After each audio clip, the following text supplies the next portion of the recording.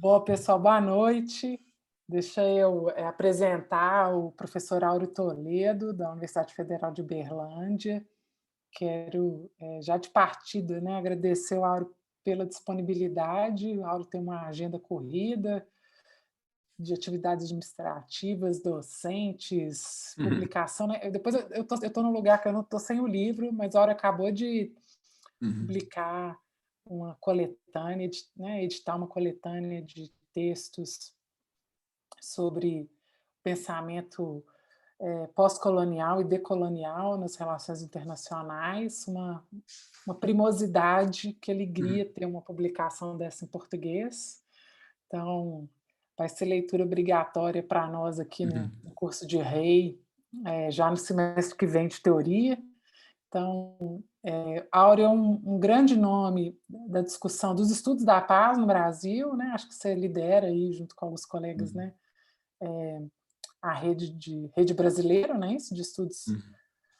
da paz. É da paz ou para a paz? Como é que você é? Rebrapaz, não é isso? Tem a Rebra Paz, né? Essa é a que a Eduarda Raman está mais à frente, né? E tem a rede, tem um nome grande, é PSEX, é Rede de Pesquisa e Estudos em Segurança, Estudos Críticos e Segurança Internacional, que aí tem estudos para a paz. É. Pois é, então a Áurea, sim, tem sido um nome importante no debate,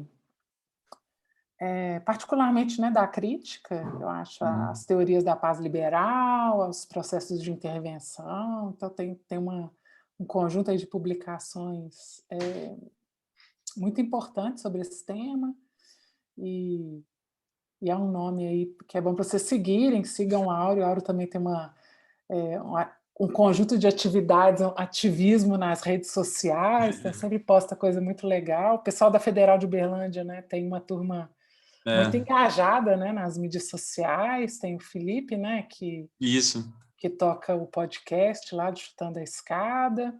Então, é um departamento de RI muito bacana da Federal de Uberlândia. Então, agradecer o Auro por estar conosco, por disponibilizar seu tempo. E a ideia é falar um pouquinho dessa trajetória. Eu fiz uma breve aula gravada para os alunos sobre operações de paz, e mais como uma introdução para a tua fala do que eu acho que propriamente uma análise detida sobre o tema, tá?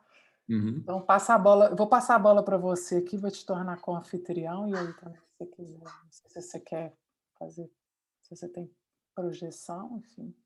E aí, Tá. pessoal, perguntas depois da fala do Áureo, e pode ser pelo chat aqui, tá bom? Eu vou cronometrar aqui também para não me perder no tempo, que às vezes, enfim, me perco. Vou procurar falar em uns 40 minutos, não mais do que isso, tá? Para a gente ter um tempinho para bater um papo. Então, primeiro, deixa eu começar a projetar aqui. Então, tenho uns slides aqui, acho que está dando para ver agora, né? Tá dando para ver. Perfeito. Beleza. Então, gente, então, primeiramente eu queria agradecer o convite da Carol, uma amiga querida. É um prazer estar aqui com vocês, ainda que virtualmente, né? Conhecer os alunos e alunas de REI da UFMG. Como a Carol já começou a apresentação, meu nome é Áureo Toledo, eu sou aqui da Universidade Federal de Uberlândia. Eu sou doutor em ciência política pela Universidade de São Paulo, e estou aqui na UFO desde 2009, faz um tempo já, que eu já sou professor aqui no Instituto de Economia e Relações Internacionais. Só para contextualizar para vocês, a minha agenda de pesquisa, ela gira em torno, basicamente, de um eixo mais teórico, que é a discussão que toca em temas de teorias pós-estruturalistas e pós-coloniais em relações internacionais. Um dos resultados disso, a Carol já disse para vocês, foi a publicação desse livro recente, né, Perspectivas Pós-Coloniais e Decoloniais em Relações Internacionais, E a minha outra agenda é mais empírica, né, que é uma discussão sobre construção da paz e operações de paz, né? Então, é um prazer mesmo poder aqui vir e trocar com vocês, enfim, partilhar essa experiência, e fiquem muito à vontade aí, se eu estiver indo muito rápido, confuso, sintam-se à vontade para me interromper.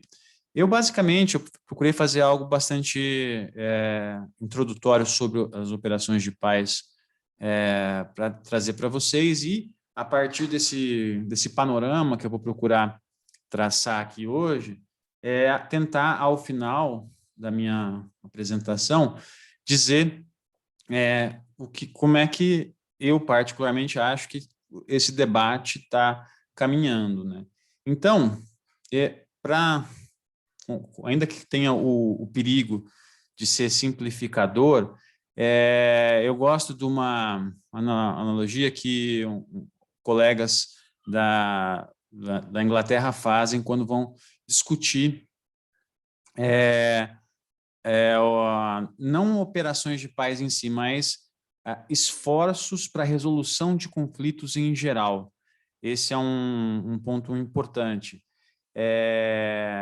Tem todo um debate da filosofia política, enfim, que fala, né, que vem desde o famoso Thomas Hobbes, que diz que o homem é o lobo do homem, que o homem é egoísta por natureza, enfim, etc. Eu estou só retomando isso, porque existem alguns estudos recentes que vão apontar que há uma característica do ser humano que seria uma característica para produzir paz. E eu estou fazendo essa referência para dizer que as operações de paz são hoje talvez a forma mais conhecida de se resolver conflitos dentro do sistema internacional, mas não são as únicas, né? Existem maneiras e maneiras de você resolver conflitos. As operações de paz são só uma delas. E essa figura que os colegas da Inglaterra fazem é basicamente o seguinte: você tem,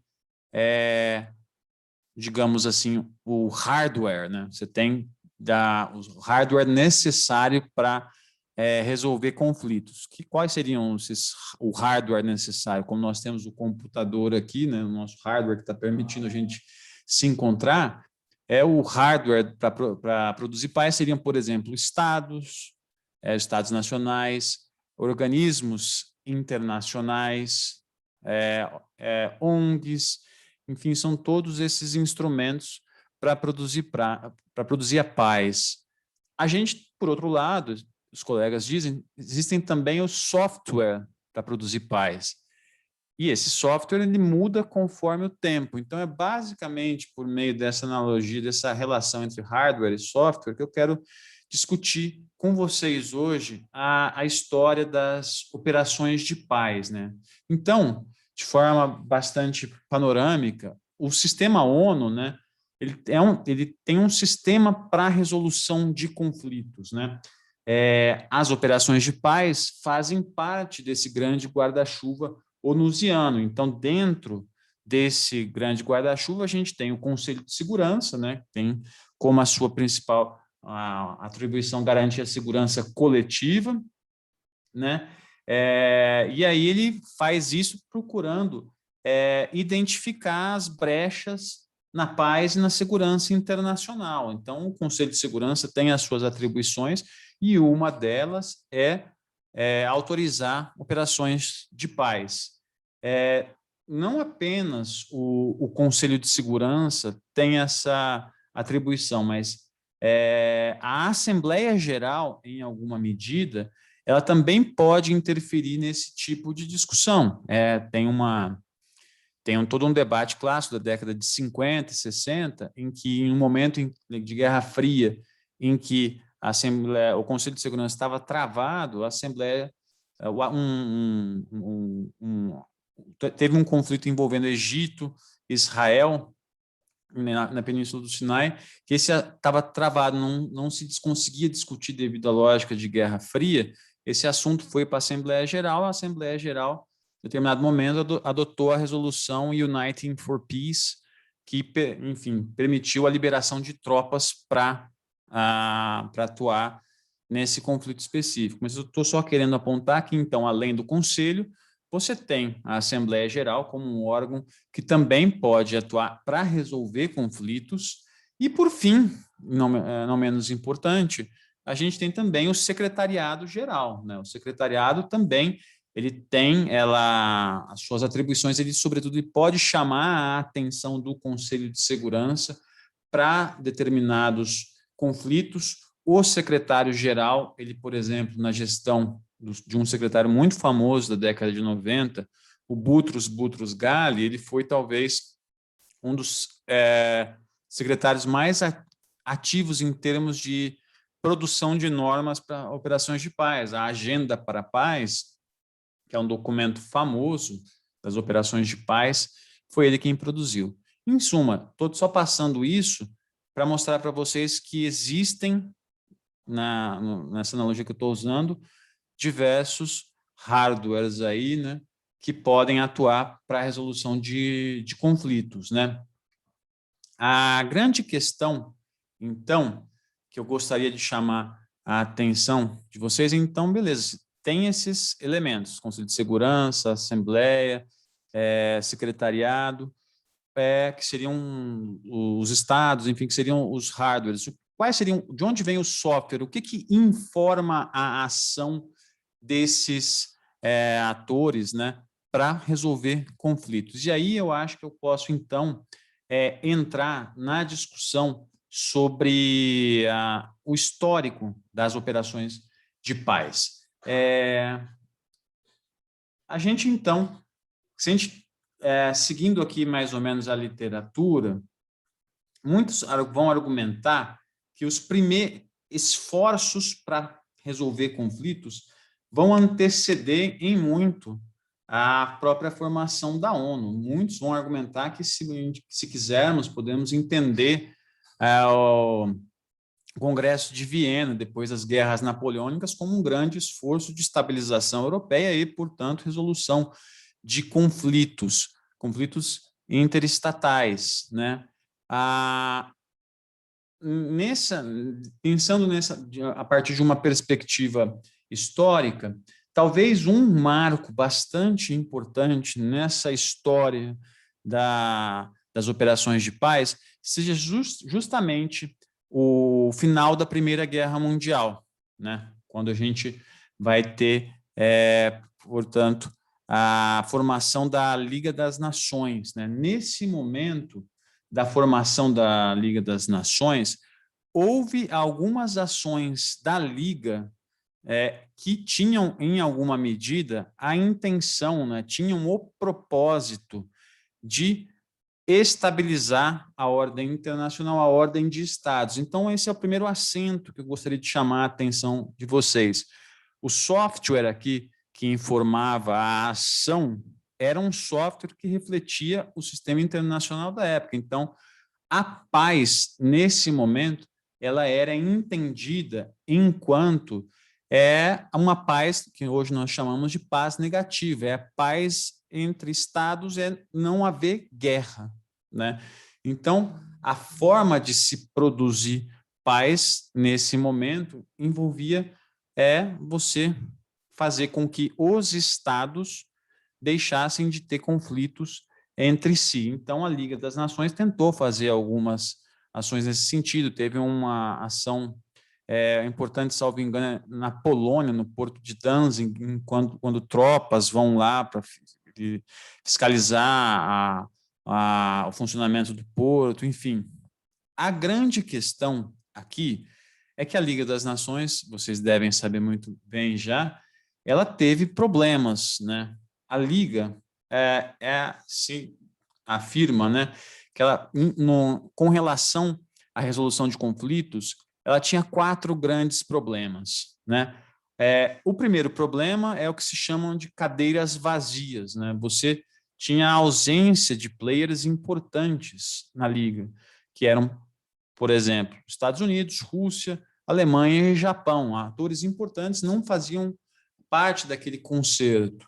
Um segundo grande problema tem a ver com a falta de credibilidade e autoridade da Liga para impor as decisões. Então, a gente vê, se a gente olhar a conjuntura europeia no pré-Segunda Guerra Mundial, a gente vai ver que várias ações, por exemplo, as invasões, quando Hitler toma a Polônia, quando a Itália invade a Etiópia e Eritreia, enfim, tudo isso, e a Liga não faz nada, aquilo mostra, olha, qual que é a credibilidade que essa instituição tem, se vale isso, esses países que foram invadidos, que sofreram ameaças, eles faziam parte da Liga e a Liga não fez nada por eles.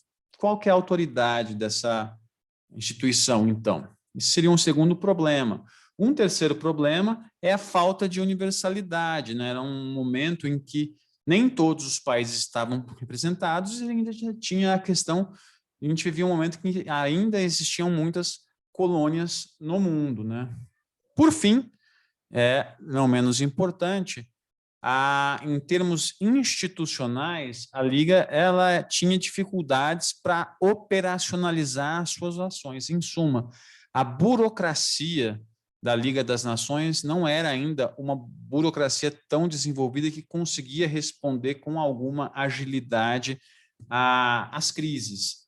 À luz disso, né, você tem o final, portanto, a eclosão da Segunda Guerra, a chegada da ONU, enfim, à luz desses problemas, o que em termos institucionais, os propositores da ONU trouxeram para tentar dirimir esses problemas que estavam ocorrendo? Então, primeiro, para tentar lidar com a questão das cadeiras vazias, para tentar atrair, né,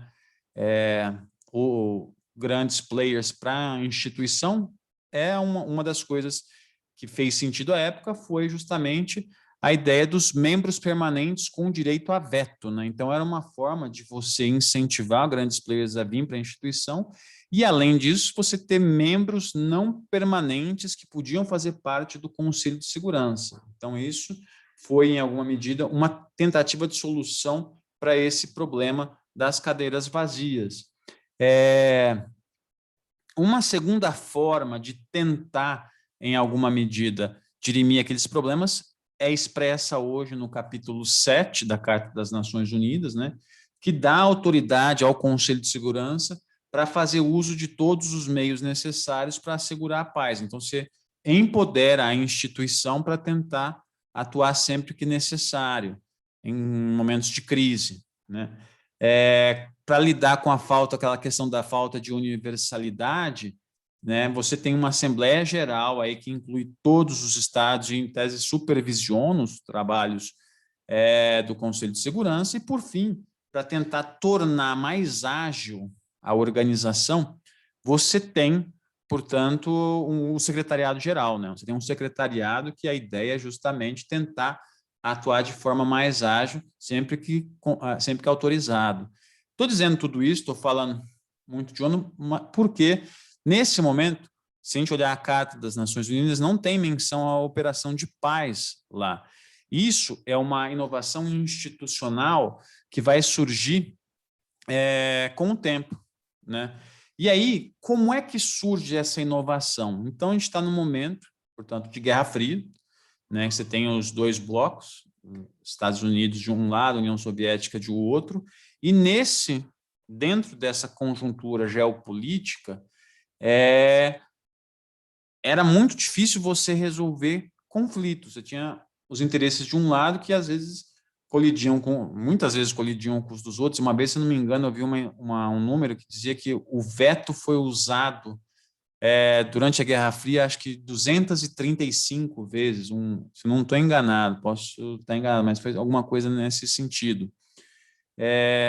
Não havia, portanto, um mecanismo, né, para pensar a resolução de conflitos. Houve discussões antes da fundação da ONU para ver se a ONU teria ou não um exército permanente, por exemplo, mas não andou essa discussão.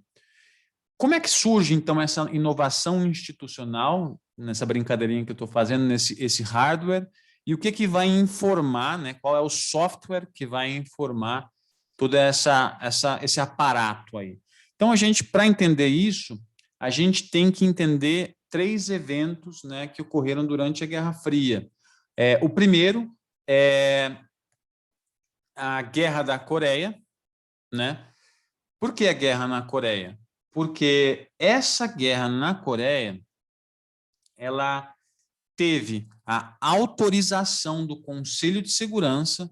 Os Estados Unidos foram autorizados pelo Conselho de Segurança, resolução 82-84 aí, para impedir a invasão do norte, a invasão do sul pelo norte, né? Então houve uma autorização do Conselho. E essa autorização, ela é uma coisa circunscrita no tempo, ela foi possível porque nesse momento a União Soviética ela não estava, ela estava ausente do Conselho de Segurança, ela estava ausente porque ela não era uma forma de protesto ao não reconhecimento da China comunista, né? Então a China que estava no conselho até então era a China Chiang Kai-shek, né, que depois vai para Taiwan. Enfim, a China hoje ela é da década de 70 quando entrar no conselho. Enfim, mas o que é o aprendizado que se tem desse primeiro evento é que a ONU pode autorizar missões e digamos, a força da ONU para atuar vai ser delegada a países que vão contribuir com tropas. Então, isso vai ficar, hoje é famoso, sempre aqueles rankings que a gente vê de países que contribuem ou não com tropas para a ONU. Então, esse é um primeiro evento muito importante. O segundo evento muito importante, né, é a crise de Suez, em 1956. É essa aqui que eu tenho a Uniting for Peace, não é a do Sinai, é essa, é a crise de Suez. O que acontece aqui, gente? O canal de Suez no Egito, ele nesse momento, ele vai ser nacionalizado. Ele não era do Egito, mas o então presidente, o Gamal Nasser, vai nacionalizar o canal, vai fazer isso, vai dizer que essa era algo para o Egito, e com isso, com essa nacionalização, ele atrai a ira da Inglaterra, da França e de Israel, né? E vejam, a curiosidade desse evento é que o Conselho de Segurança trava, porque de um lado você tinha Inglaterra e França, e do outro lado você tinha Estados Unidos e União Soviética, que não gostaram desse tipo de ação de Inglaterra e França apoiando Israel. Com esse conselho travado, com as discussões sem poder avançar, o que acontece? A discussão vai para a Assembleia Geral. O Conselho manda essa discussão para a Assembleia Geral e aí, ao mandar essa discussão, o secretário-geral vai, enfim, ter um papel de destaque ali para encontrar uma saída para esse entrave, né? Então, surge a resolução da Assembleia Geral a 377, que é essa resolução famosa, a Uniting for Peace, que autoriza a criação de uma força multinacional que aí ela ia substituir a presença britânica e francesa que estava até então entre Israel e Egito, né? Só uma curiosidade, eu imagino que talvez alguns de vocês aí já participaram ou vão participar de modelos de Nações Unidas, né? O Mini-ONU, o MONU-PUC. Eu participei só do MONU da PUC, eu nunca participei do temas desses da PUC Minas, que a Carol conhece bem, mas eu me lembro que uma das vezes que a gente simulou, aconteceu isso. A gente estava simulando uma crise no Conselho de Segurança, a gente travou, não saía nada, alguém falou, vamos mandar para a Assembleia Geral. E aí tumultuamos a Assembleia Geral adoidado lá. Mas brincadeiras à parte, a aprovação dessa resolução, ela tinha alguns pontos importantes que se tornaram inovações importantes que vão incrementando, vão, na brincadeira de novo, atualizando o software aí, né? Então, por exemplo, ela dizia que a missão tinha como pontos principais assegurar e supervisionar o cessar-fogo entre as partes, no caso Israel e Egito, supervisionar a retirada de tropas e patrulhar fronteiras. Era isso que a missão teria que fazer. Esse era o seu formato. Então, você vê, então, da primeira, você tem uma autorização, na segunda parte aqui, você já tem o que essa nova institucionalidade tem que cumprir, e aí o terceiro grande evento é a intervenção no Congo, né, no Congo belga, em 1960, que leva à criação da ONUC, né, a Operação das Nações Unidas no Congo. O que acontece, né? Nesse momento, a gente tem a independência do Congo, que você estava tendo muitos conflitos. O Congo era uma colônia belga.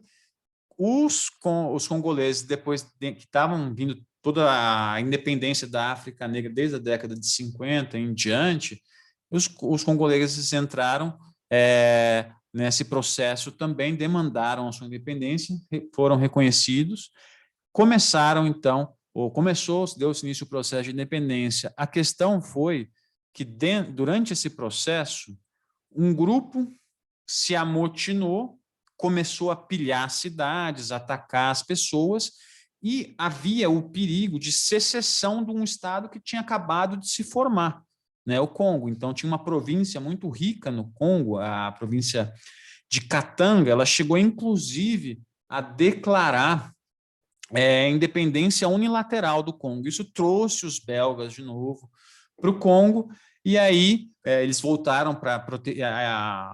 A justificativa era proteger os seus nacionais, e ao retornar toda essa discussão, e aí o que aconteceu? O governo congolês, ele pediu à ONU que interviesse para restaurar a ordem, né? Então, o mandato da missão agora estava autorizado para fazer o quê? Para restaurar a ordem e manter a integridade territorial do território congolês. Então, à luz disso, a gente tem, brincando aí de novo, né, uma segunda atualização aí do software, do Android, do iOS, das operações de paz, que é basicamente o quê? A ideia de que a ONU intervém quando países autorizam a sua entrada e, além disso, a ideia de que você tem que, para manter a paz, você tem que manter a integridade territorial dos estados.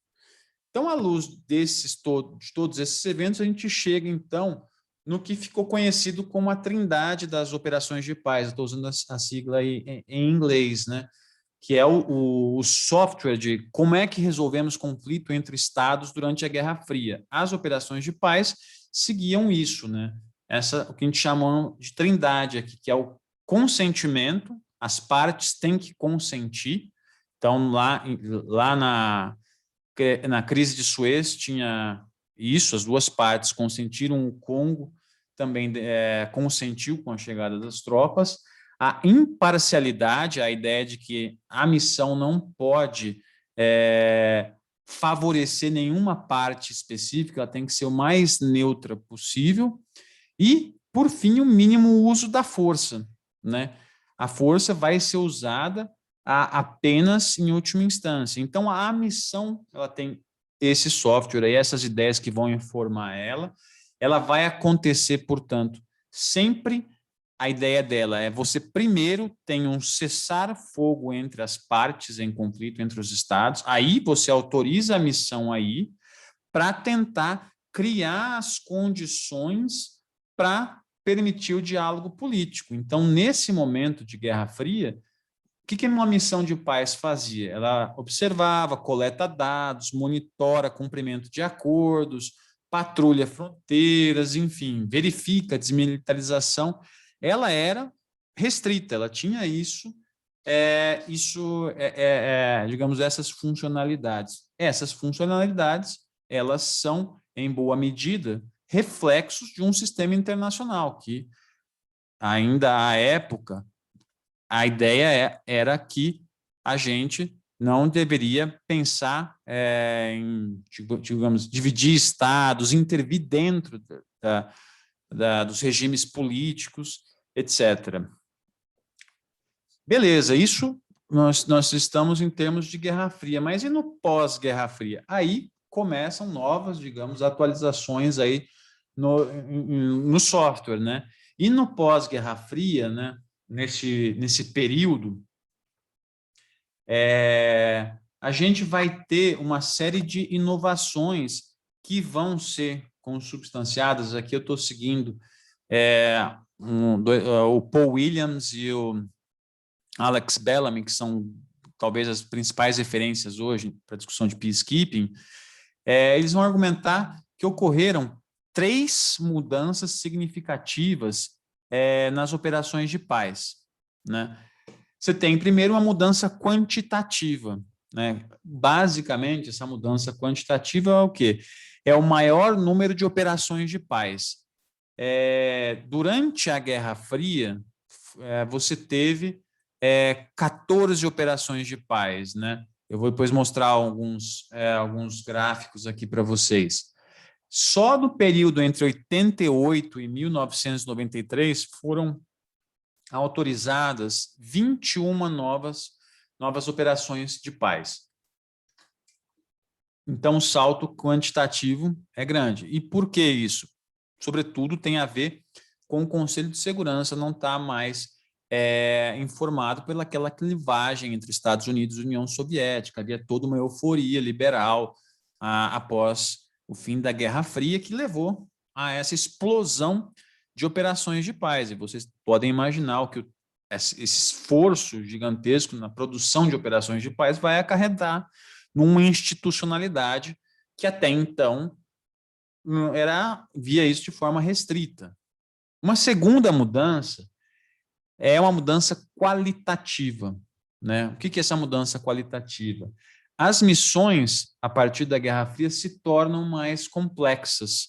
São missões que envolvem não apenas monitoramento de um cessar-fogo para que se permita a criação de condições para um diálogo político. Agora, você também tem ajuda humanitária, as missões têm que ajudar a levar comida, levar recursos médicos para essas populações. Você vai ter também o aumento de programas técnicos, por exemplo, o PNUD, Programa das Nações Unidas para o Desenvolvimento, o Acnur, em diversas agências vão passar a atuar dentro desses contextos. Então, isso já é uma outra mudança significativa.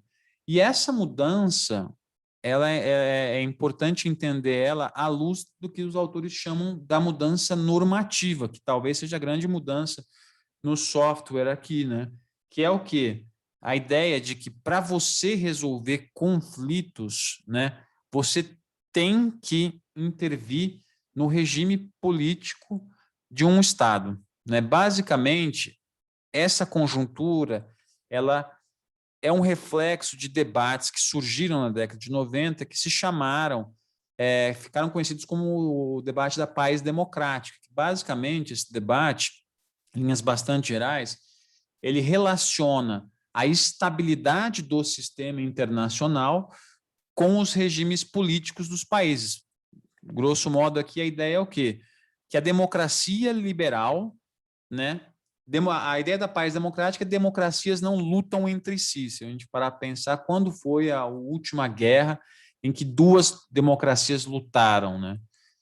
Alguns vão argumentar que isso nunca existiu, né? Existem críticas a isso, o que a gente está entendendo sobre democracia, enfim, etc. Mas a defesa que se faz, olha, democracias não lutam entre si. Se elas não lutam entre si, quanto mais democracias no planeta, mais estável é o sistema internacional. Então, passa-se a ter a ideia de que, para resolver esses conflitos, idealmente seria interessante que esses países saídos de guerra civil fossem incentivados a se tornarem democracias liberais, né? Então, À luz disso, a gente vai ver que o software aqui ele tem uma baita atualização, né? Que reflexo, obviamente, de interesses político-econômicos do sistema internacional. Ele passa, então, a deixar de ser aquela trindade lá, né? Consentimento, imparcialidade, mínimo uso da força, e vai passar a ser cada vez mais intrusivo, né? Então, isso seria, em linhas bastante gerais, essa conjuntura, mais esse voo panorâmico sobre as histórias das operações de paz, né? Então, a gente vai ver que esse histórico vai provocar uma série de mudanças institucionais dentro das operações de paz. Então, por exemplo, em 1992, surge o grande documento, um dos principais, que é o Agenda para a Paz. O que foi esse Agenda para a Paz? A Agenda para a Paz foi um relatório produzido pelo secretário-geral, e o secretário-geral, à luz das mudanças, né, nas operações de paz, se a gente pegar os dados, a gente vai ver que o número de conflitos interestatais ele cai ao longo do final já no final da Guerra Fria, né, depois no pós-Guerra Fria cai muito, mas aumenta o número de guerras civis. Então, à luz dessa nova conjuntura em que os conflitos são cada vez mais dentro de estados, a Agenda para a Paz aparece como, digamos assim, uma nova, talvez a grande proposição institucional para informar as operações de paz. Eu vou passar aqui para vocês algumas informações sobre as operações de paz que eu acho interessante a gente ter para saber. Depois eu volto a falar um pouquinho de como é que se está se desenvolvendo institucionalmente em termos de normas e desenvolvimento das operações de paz. Então, hoje, essa última atualização que eu tenho é do ano passado, então, são em andamento 71 operações, total 71 operações, em andamento nós temos 13 operações. Então, vocês não têm necessidade, depois eu posso disponibilizar para vocês, mas aqui você tem a lista de todas as operações de paz. Então, a gente tem a primeira em maio de 1948, né? E ela os slides só vão aumentando, ó, a gente vai ver, mas se a gente vai ver o salto, ó, você tem 48 aí que vocês devem estar vendo, 65, daí vai até 78 na Unifield, que são durante a Guerra Fria, né? Depois, de 88 em diante, aí você vai ter o que alguns consideram final da Guerra Fria, enfim. Mas a gente vê que há um pequeno número durante a Guerra Fria e depois todas essas são no pós-Guerra Fria, né? Esse slide aqui são das missões em andamento. Isso aqui eu consegui esse slide, mas a última atualização dele é de maio de 2018. Ele já está um pouco, bastante desatualizado, são 2 anos, fazem diferença. Mas aqui eu trouxe para vocês verem que, olha, tem as missões em andamento ainda. Você tem a de maio de 48 ainda está funcionando. Essa aqui de 49, Índia e Paquistão, continua em andamento. Depois você vai ter no Chipre. Enfim, você tem várias ainda que estão em andamento, né? E aí a gente vê os números, o que compõe essas missões. Então, você tem observadores militares, tropas, o staff, né, os oficiais de staff, policiais também estão presentes, civis internacionais, civis locais, os que são contratados, voluntários, né? E aí você tem o total de pessoas em cada missão, e aí as mortes, né? Cada uma delas, e o orçamento, né? De cada uma dessas missões. Então, isso aqui dá para ter uma missão de quanto custa esse sistema. Eu trouxe depois um outro slide aqui com um orçamento do ano fiscal de 18, 19, 19 e 20 para ter um comparativo. Mas isso, portanto, seriam as missões em andamento. Esse slide aqui eu deixei em inglês, não traduzi porque eu fiquei com medo de errar na tradução, então mantive em inglês. Mas esses aqui são dados mais recentes, de agosto do ano passado. Qual é o número de pessoas servindo em missões de paz? Em agosto de 2020, nós tínhamos mais de 94 mil pessoas. Os uniformizados, né, são esses os números. Mais de 68 mil são tropas, 1.076 são especialistas em alguma uma parte da missão. Você tem mais de 8 mil policiais, quase 2 mil pessoas em staff. Você tem mais de 12 mil civis atuando em operações de paz, e você tem ainda quase 1.300 voluntários atuando na ONU. Isso chama uma atenção para quê? Que, em alguma medida, há um mercado, né, para isso, para contratação desse tipo de especialista. Até 2011, 12, quando o Brasil tinha uma política externa mais ativa, né, altiva e ativa, né, como dizia o Celso Amorim, a gente tinha achávamos, né, os colegas que, olha, do jeito que o Brasil está atuando, talvez a gente vá precisar formar recursos, quadros para mandar para missões de paz, não só tropas, né, mas também civis. Precisamos formar especialistas, né? Nós estávamos redondamente enganados, né? Pelo menos caímos do cavalo. Mas esses são alguns dados. Aqui é o orçamento, né? Então, vejam, o ano fiscal que vai de julho de 2018 a junho de 2019, o orçamento das missões de paz, ele girava em torno de 6,7 bilhões de dólares para toda a estrutura de operações de paz.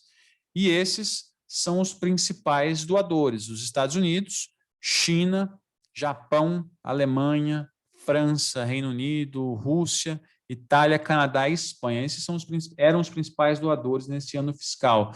Aí eu trouxe o ano fiscal de julho de 19 e 20 para vocês só tentar ter um mínimo comparativo. Então, caiu um pouco o orçamento das operações de paz, passou a 6,5 bilhões de dólares.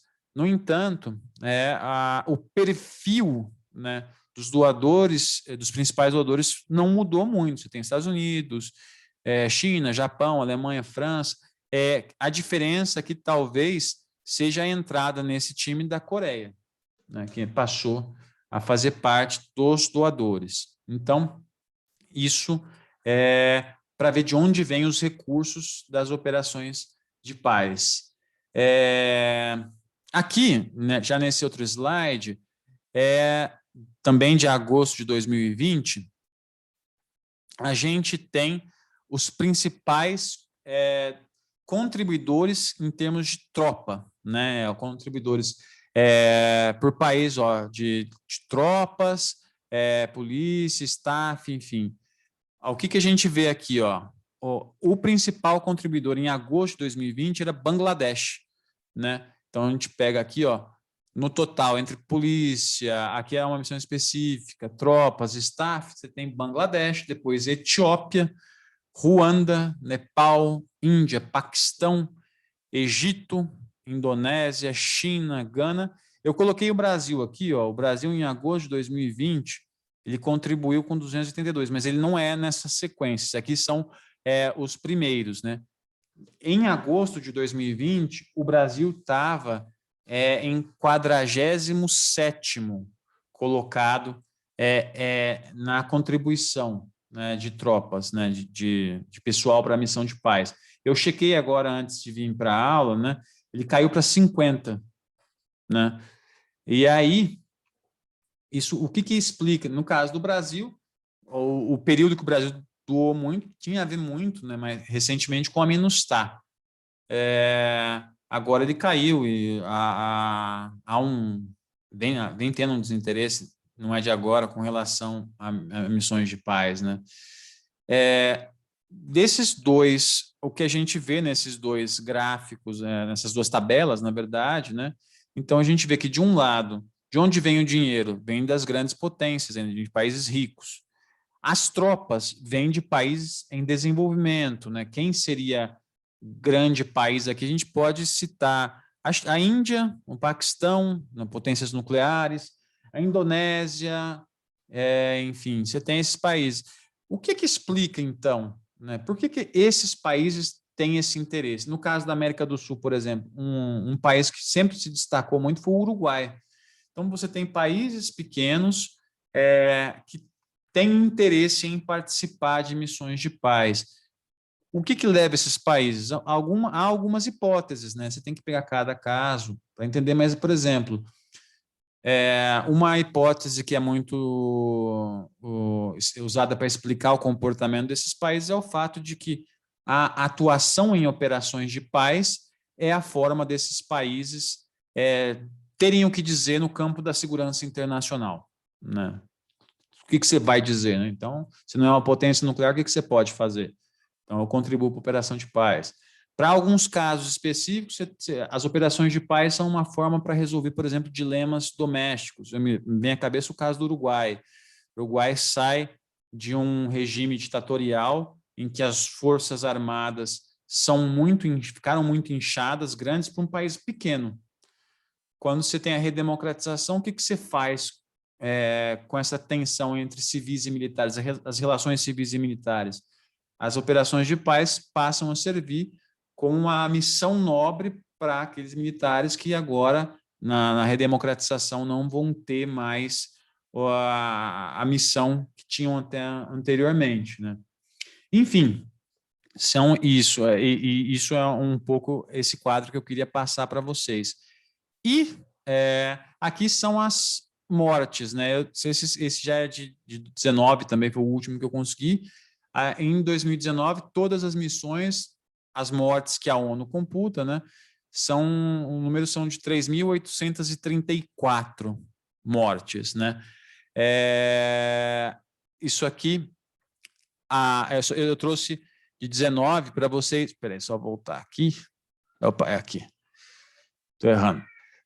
Março de 19, 3.834, todas as missões.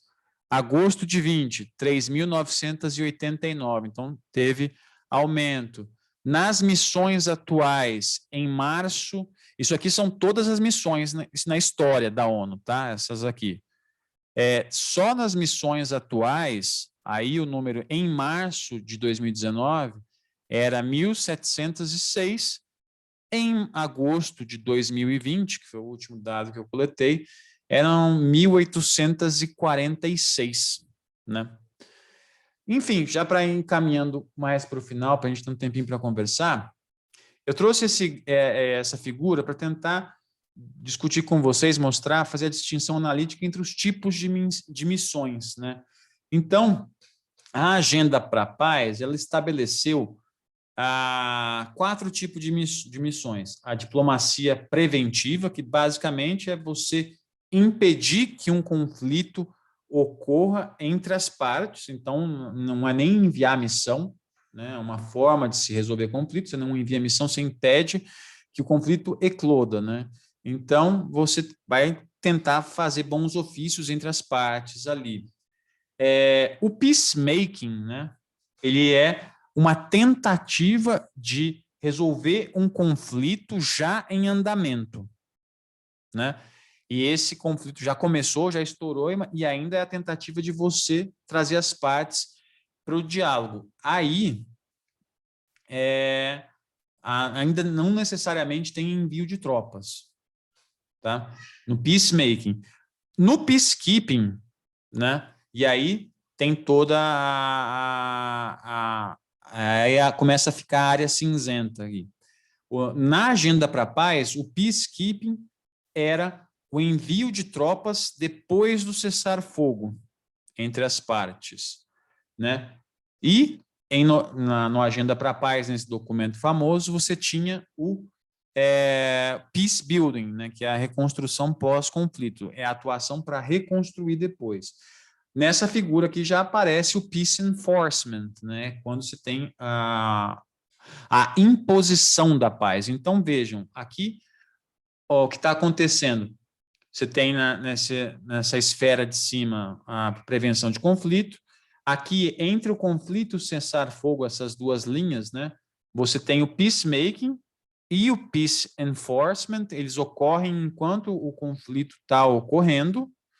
E depois, ó, entre o cessar, ainda no final do conflito, mas já na maior parte do cessar-fogo, é onde ocorre o quê? O peacekeeping, que é o envio de tropas para monitorar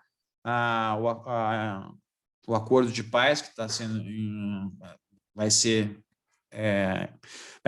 iniciado, e o peace building. O peace building é o quê? O peace building, a construção da paz, a grande definição são todos os esforços para se evitar a recorrência dos conflitos. Aí, o que são esses esforços? Aí tem um monte de coisa, né? Que eu indico um pouquinho aqui, ó, nessa figura. Essas figuras estão num documento que é um documento famoso de 2008, que ainda informa as operações de paz, que é a chamada doutrina Capstone, né? Então, vejam, aqui a gente vai ver na primeira etapa, quando a gente quer construir a paz num longo termo, né, onde quer fazer peace building, você tem uma primeira etapa que é a estabilização. Nessa etapa de estabilização, aí você vai ter a atuação da ONU, de peacekeeping, de ONGs, de organismos internacionais, enfim. Uma vez estabilizado, você passa para a etapa de consolidação da paz. E aí é onde tem, por exemplo, programas do Banco Mundial, do FMI, quando você tem os que eles chamam dos UN Country Team, né, que são os times da ONU que vão para o campo para desempenhar alguns programas, né? Você tem programas que doadores fazem, e aí depois você tem o desenvolvimento de longo prazo, né? Que aí, em tese, quem tem que fazê-lo são as instituições locais. Mas aqui, só chamar a atenção de vocês para esse lado esquerdo aqui, o que tem de tarefas a serem cumpridas, são várias, né? Então, voltando naquela ideia do software, né? Você tem agora, o software é mais intrusivo agora, né? A ideia, né? A paz liberal, a paz, que é a ideia de você construir democracias, isso leva a uma série de tarefas. Então, você tem tarefas, talvez a primeira para alguns países seja a criação de uma nova constituição. Isso foi feito no Kosovo, no Afeganistão, em vários países. Depois você vai ter a criação de instituições econômicas, políticas.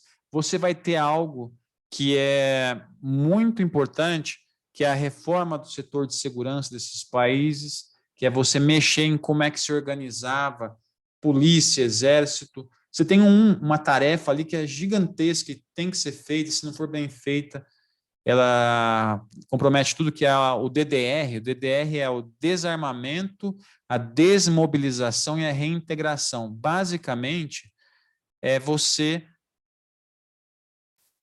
tentar tornar os combatentes no conflito, tornar eles civis de novo. E para você...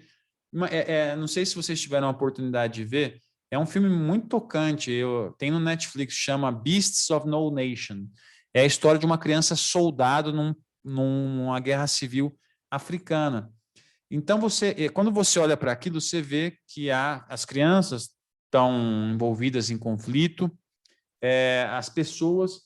Quando chega no final do conflito, não dá de uma hora para outra você chegar para o cara, larga a sua arma aí, deixa disso.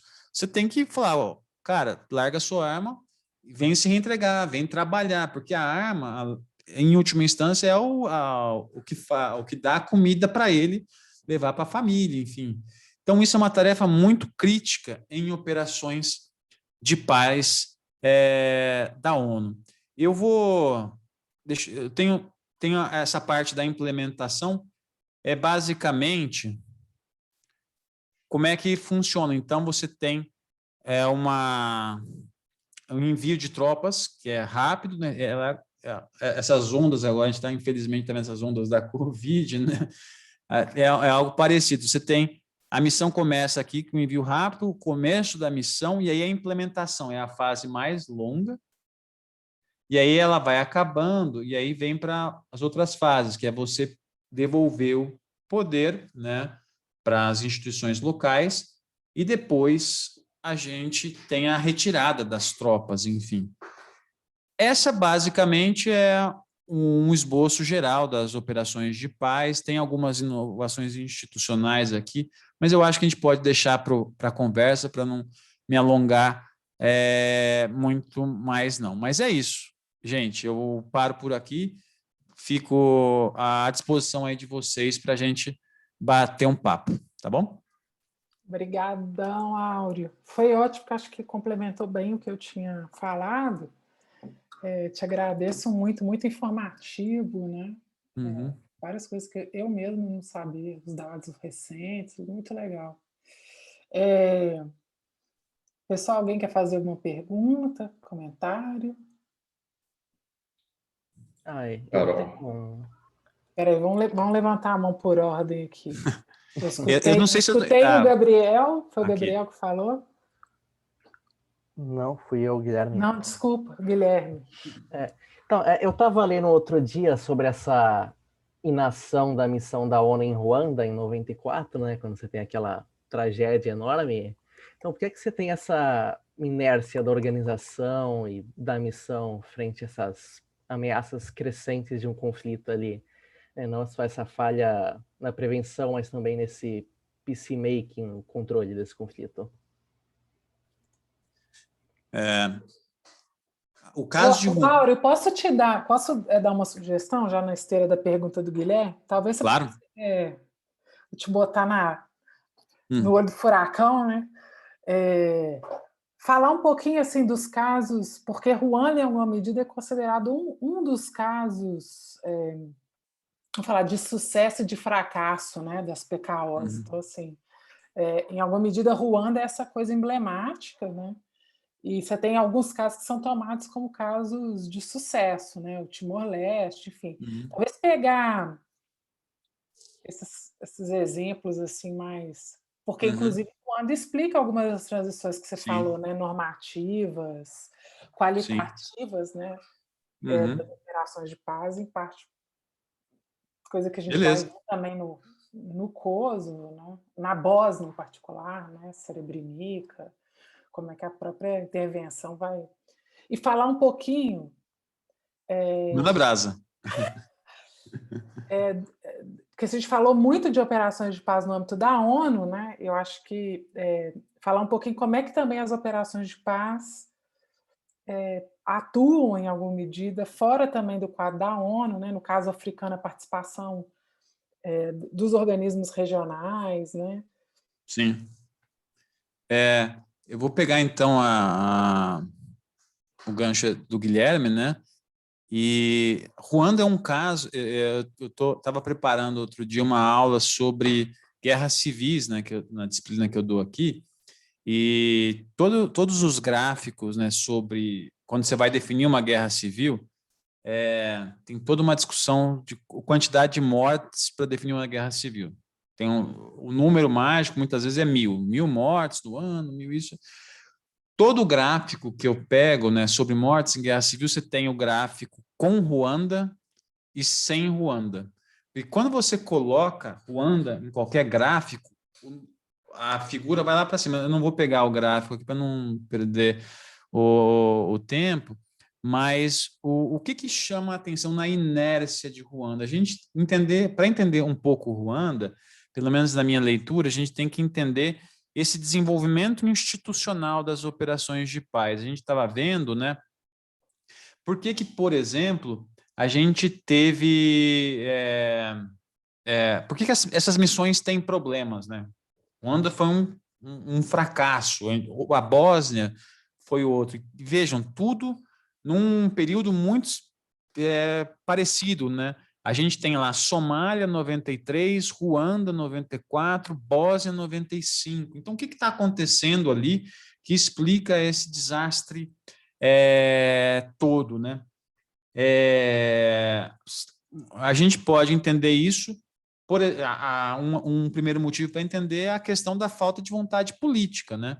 Você tem toda aquela euforia liberal do final dos anos 90, o sistema de segurança coletiva está funcionando e tal, mas quando chega na Somália, por exemplo, quando os soldados americanos morrem lá em Mogadíscio, né, isso ficou famoso naquele filme Falcão Negro em Perigo, né, enfim, e os Estados Unidos retiram as tropas, aquilo já aponta que, por exemplo, você tem que ter vontade política, né, para resolver. E muitos países, a despeito, né, da comoção mundial que uma guerra civil, um conflito causa, sustentar, né, na hora que chega o caixão de soldado morto de volta, é muito ruim, né? Então, isso foi um primeiro problema, a falta de vontade política. Um segundo problema é financiamento, né? Eu mostrei para vocês aí os números, né, recentes. Uma vez eu vi uma estimativa, até que eu preciso confirmar ela, mas o gasto dos Estados Unidos só no Iraque era de, se não me engano, era 2 bilhões de dólares, coisa... eu não lembro no ano qual que era a porcentagem, né? Mas era muito grande, você pega o comparativo, né? Então você tem, só para vocês terem uma ideia, a missão no Timor-Leste, esse dado eu tenho com segurança, o dia dela, um dia da missão, custava 500 mil dólares, isso lá na década de 90, 99 mais ou menos, né? E ela pensa em sustentar isso no ano, é difícil. Mas uma outra explicação é a questão da capacidade institucional também. As missões, a ONU, no começo da década de 90, o expertise para fazer esse tipo de missão agora atualizada, mais complexa, em que a gente tem que levar a paz, além de uma paz negativa, a ideia é construir democracia, você faltava expertise para isso, né? Coordenar tudo. Eu mostrei aquele gráfico, né? Você tem lá o início do conflito, cessar-fogo, você tem um monte de organismo atuando ali, a coordenação disso é muito difícil. E no caso de Ruanda, né? Voltando para o caso, você vê os relatos, o relato é que a missão não tinha recurso, não tinha capacidade para fazer o que tinha que ser feito. Ela não tinha autorização, não tinha mandato, né? Então, quando a gente vê, por exemplo, aquele filme Hotel Ruanda, né? É chocante, você vê o cara, olha, eu não tenho... o cara disse, eu não lembro do diálogo, mas o cara, nós não somos peacemakers, nós somos aqui para só conter danos e tal, alguma coisa assim. No caso e aí o que aconteceu, né? Você estoura a guerra civil, o número de mortos é gigantesco, né? Isso é um ponto importante, né, nessa discussão. Então, nesse começo, as operações de paz, elas sofrem muito por falta de capacidade institucional, capacidade financeira, vontade política. E aí eu pego o gancho para engatar com a pergunta da Carol. Elas vão ter o que os autores vão chamar de um renascimento no final dos anos 90, né? Então, você pega, por exemplo, você tem 3 grandes fracassos: Somália, Ruanda e Bósnia. E aí depois, o impacto disso vai ser o quê? Em 93, esse dado eu tenho aqui fácil, você tinha 70 mil capacetes azuis no campo. Em 96, esse número cai para 20 mil, né, de 3 anos. Entre 95 e 99, a gente só tem a autorização de 4 missões. Só que, a partir de 99, aí a gente tem o que alguns autores chamam de renascimento de operação de paz, né?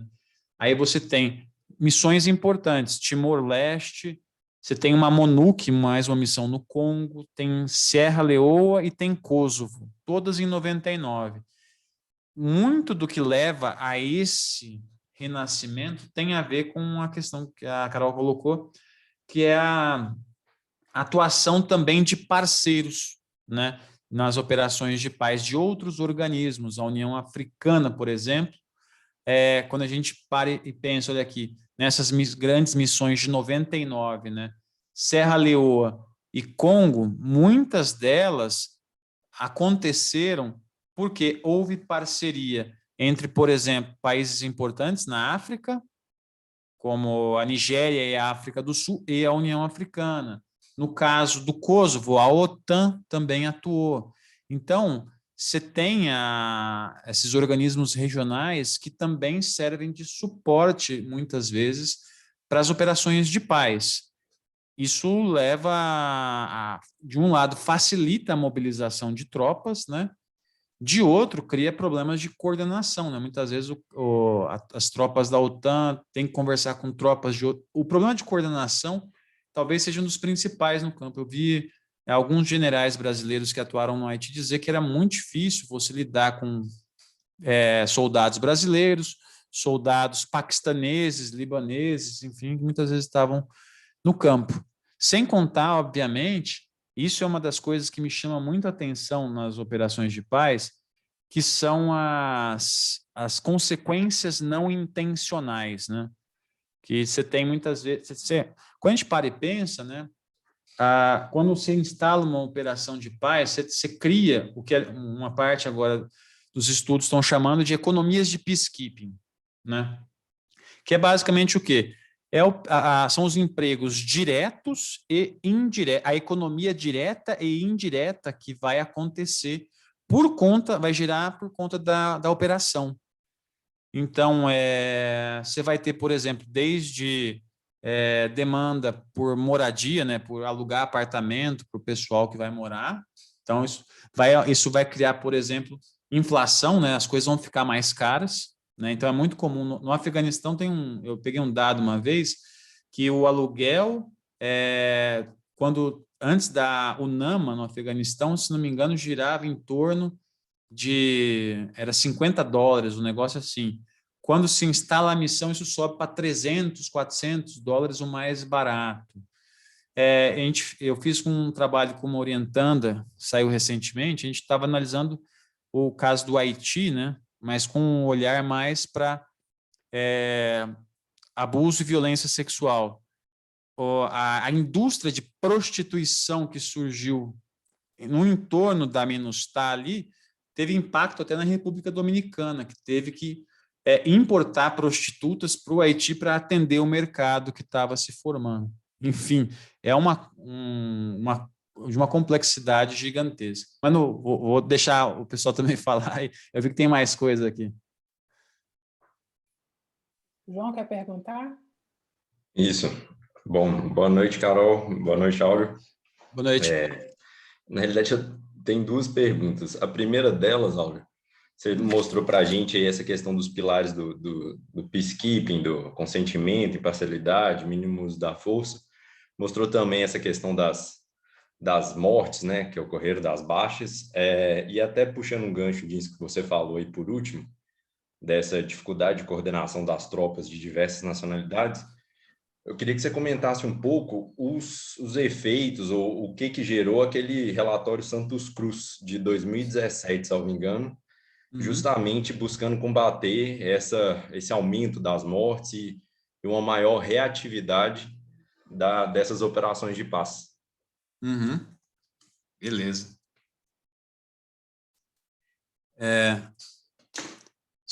Eu vi aqui no chat, só para tem o comentário aqui da Carol. Eu vou lembrando as coisas enquanto você fala. Eu vou... O Dag morreu numa missão no Congo, isso mesmo. E os trabalhos, criança soldado, acho que aqui no Brasil a Jana é a grande referência mesmo, de fato. João, obrigado pela pergunta. Você toca num tema muito importante, né? Que tem a ver com a questão, né, o relatório Santos Cruz, né, o Santos Cruz Report, ele tem um dos temas, né, que está em jogo ali vou fazer a brincadeira de novo, na minha leitura, né, é uma atualização nesse software aí, que tem a ver com o uso da força em missão. Né? Por que eu estou chamando a atenção disso? porque a gente viu no consentimento lá, consentimento, imparcialidade, mínimo uso da força, com esse aumento da complexidade, uma das coisas que passou a ser discutida agora é a ideia de que, olha, para muitas vezes cumprir um mandato, o mínimo uso da força talvez tenha que ser revisto. E esse movimento para tentar cravar uma data, ele vai começar justamente nesse relatório que eu citei, né, que é a doutrina Capstone.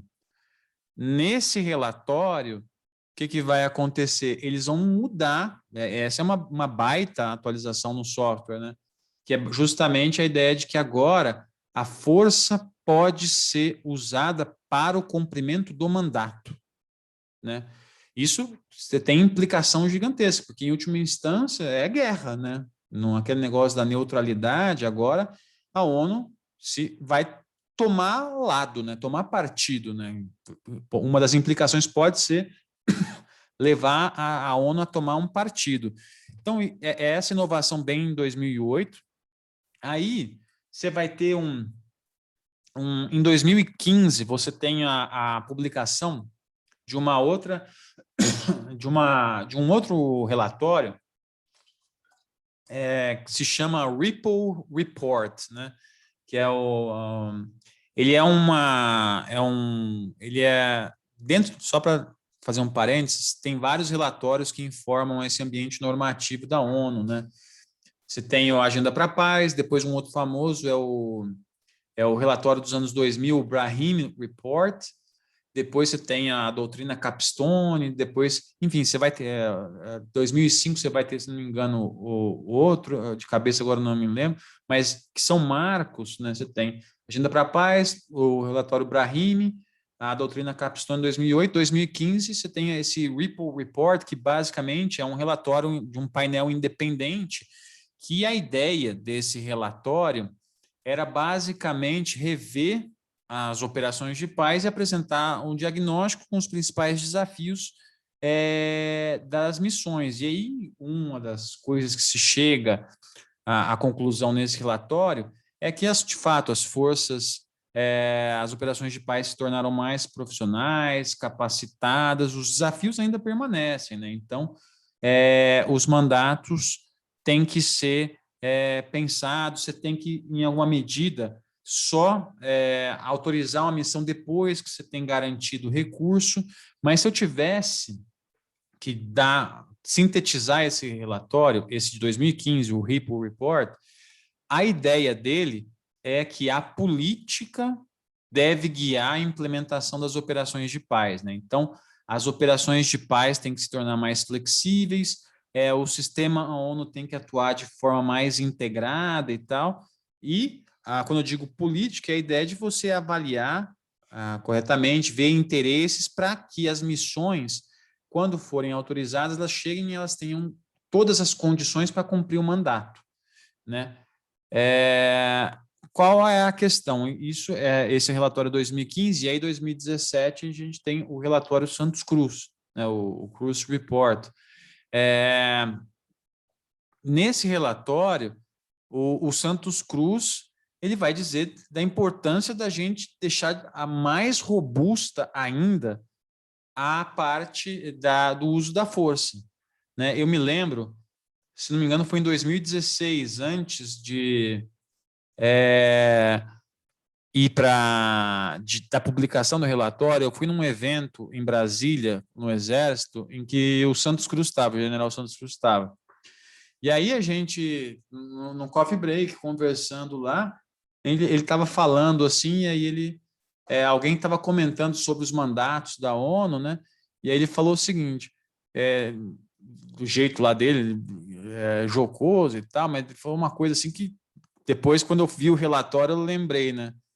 Ele diz o seguinte, olha, esses mandatos da ONU diz muito, a gente tem que neutralize o inimigo. E eu não acho que é neutralize, eu acho que é eliminate, né? Era basicamente a ideia dele, justamente o que a gente, pelo menos não sei a sua leitura, mas a minha, do Cruz Reporter, justamente é isso, a deixar mais robusto ainda o uso da força nas operações de paz, né?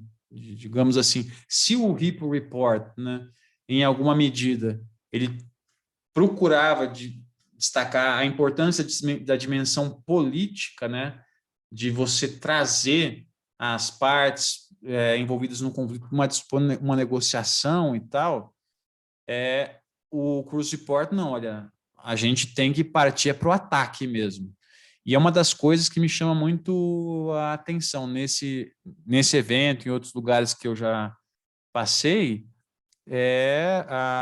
o Santos Cruz, de fato, ele, dentro do ambiente desse de operação de paz, ele é uma pessoa ele é muito respeitado. Eu vi casos de pessoas dizendo que, nossa, que salvou minha vida, ele é uma pessoa no campo, enfim, mas é uma visão de que a gente tem que militarizar em alguma medida a resposta.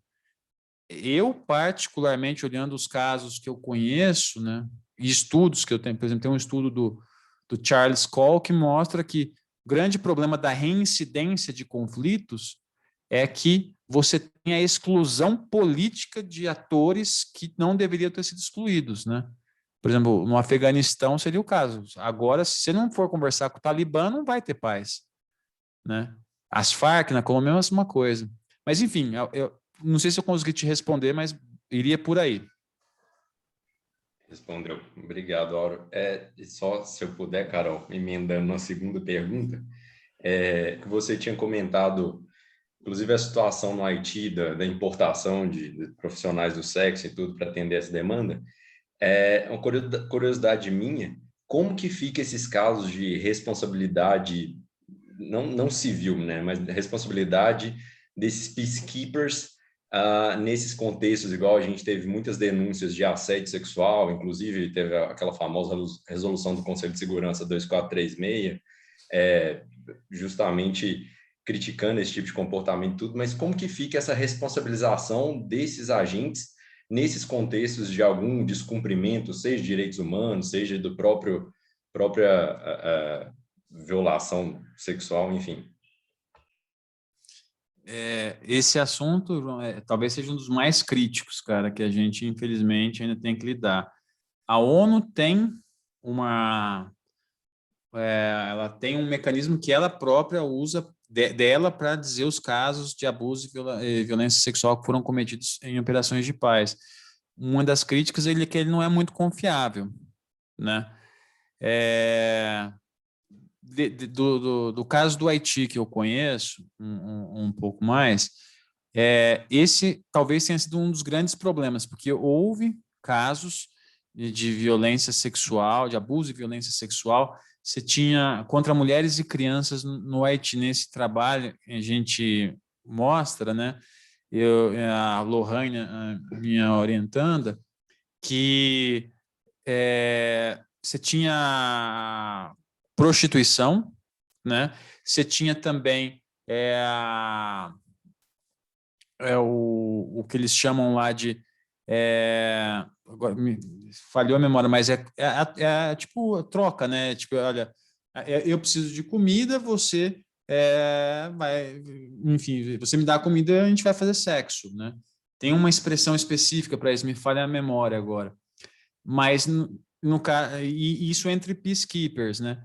O que aconteceu? Você teve casos, portanto, se não me engano, de soldados paquistaneses na MINUSTAH que, por exemplo, eles abusaram sexualmente de garotos, de crianças, né? E aí eles foram denunciados, voltaram para os seus países, só que lá, quando eles voltam, o processo morre, não vai para frente. Os caras sentam, enfim, deixam ir. O exército, por exemplo, no caso do Brasil, os casos de violência, de abuso e violência sexual, na MINUSTAHs, o exército disse, olha, de forma muito orgulhosa, não houve casos, porque nós temos uma preparação, né? Eles têm cursos na formação dos peacekeepers, né? Que levam em consideração essas questões de gênero. Mas, em tese, quando acontece esse tipo de abuso, né, esse tipo de crime, né, você levar adiante o processo na esfera tanto da ONU quanto doméstica, é um assunto muito delicado que muitas vezes não vai para frente, né? É um ou outro caso que é estampado, que olha, foi punido e tal, mas no geral ainda é algo muito difícil de ser enfrentado, né? A ONU vem tentando fazer isso, né? A questão do gender mainstreaming, inclusive nas operações de paz, né? De você ter mais mulheres, enfim, de ter uma preparação específica para os peacekeepers, mas infelizmente esses casos ocorrem com muita frequência ainda.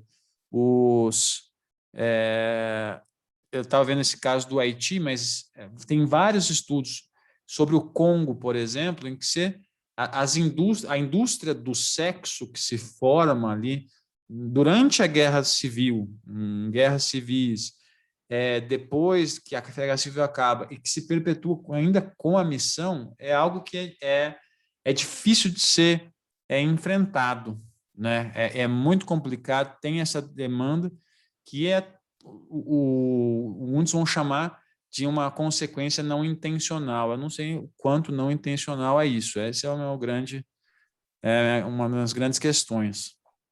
Uma pena, eu chamei a Paula para dar uma aula para a gente, a Paula Drummond. Era para ser na semana passada, mas ela não pôde vir. Mas é a referência nossa, né, sobre os temas dessa agenda, gênero e segurança em particular, né? Gender-based violence, né? Ela estuda muito essa questão. Então, mas eu sei que ela sabe muito sobre esse tema. Mas vamos ver, ainda estou com esperança que ela vai. Nossa, vai ser um privilégio. Ela virar, a Paula é excelente. João? Pois é. Mas vamos ver. Tô gastando meus cartuchos nessa disciplina todos. Vou ficar devendo no meu banco de favor, que é gigante. Mas aproveita, é um privilégio para os alunos poderem escutar todo esse pessoal. Não, essa coisa do virtual teve isso, né? Foi muito bom. Vamos ver. Eu tenho fé que até semana do dia 20 ela vai conseguir estar com a gente. Mas aí eu acho que eu podia retomar essa pergunta, João, se ela de fato conseguir estar conosco. Porque... Pode deixar, eu anoto aqui. Mas muito obrigado, Áureo, já esclareceu bastante. Imagina. Bom, gente, acho que já deu, né, para o Áureo também, 10h20, vamos lá. Semana que vem a gente se encontra, então, na quinta, tá? Áureo, queria te agradecer muito, muito pelo tempo, estar conosco. Depois, se você quiser mandar para a gente esse teu artigo novo, vai ser ótimo, eu posso subir lá também. Ah, beleza. Eu compartilho, sim. Para tu orientando, acho que seria bom a gente ver. Obrigada, pessoal, pela presença. Depois eu te mando o link. Beleza. Da gravação, tá bom? Tá ótimo, Carol. Obrigadão pelo